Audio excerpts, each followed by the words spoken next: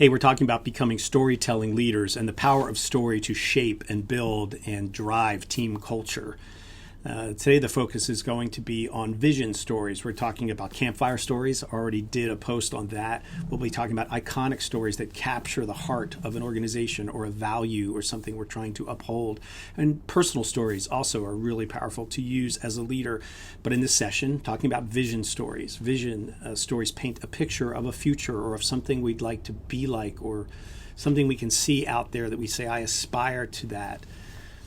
I was working for a bank in Philadelphia not long after college in a commercial lending training program. It was about a year long, and we were being trained on how to lend money to companies. We did credit analysis and other things along the way. We had this Tuesday night class led by the manager of the department and his assistant.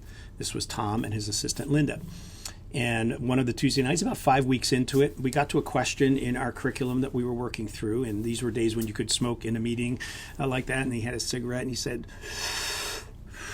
he goes, so you come across a situation where you find out that one of the loans you've made that you're responsible for, let's say you have 20 credits, 20 loans that you manage, and one of them is going belly up. They're going to lose the money. And it's become what we call a Category 5 loan. And in light of hearing that information, what are some of the things you think about? And people went around the room, and again, there's about 20 of us, and we're in a big board kind of room, and he's looking around, and people say, well, I would get a strategy team together to think about, what are the next steps we could take? And someone else said, maybe we should do a site visit to the organization and, sit down with them and start to talk about what's going on and figure out some details. And I remember offering something like doing some research or whatever, and he took this long drag from his cigarette, and it was clear he was not happy. It's just kind of he rubbed it into the ashtray, and he looked around the room. He said, no, Mr. Donahue, and no, Susan, and no, Mike, no. You just heard you have a Category 5 loan. Do you know what that is? That means the bank is going to lose principal. They're going to lose people's hard-earned money, not just the interest, but principal.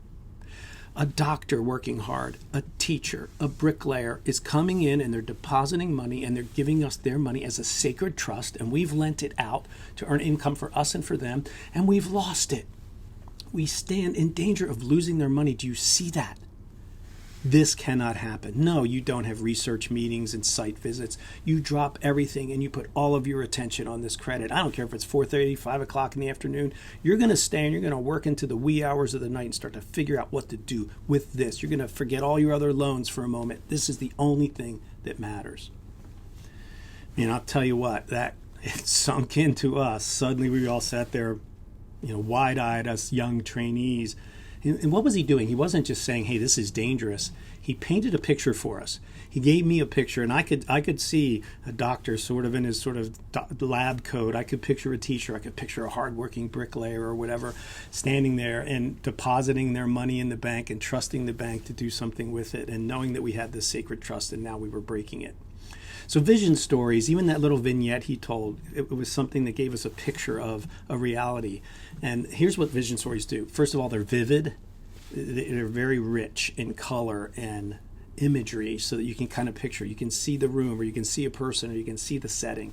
They're compelling. They stir some things in you. They are visual because they're vision stories. They let you see something happening. You start to picture what reality looks like. They're often memorable. I can still tell this story. I can still tell his story.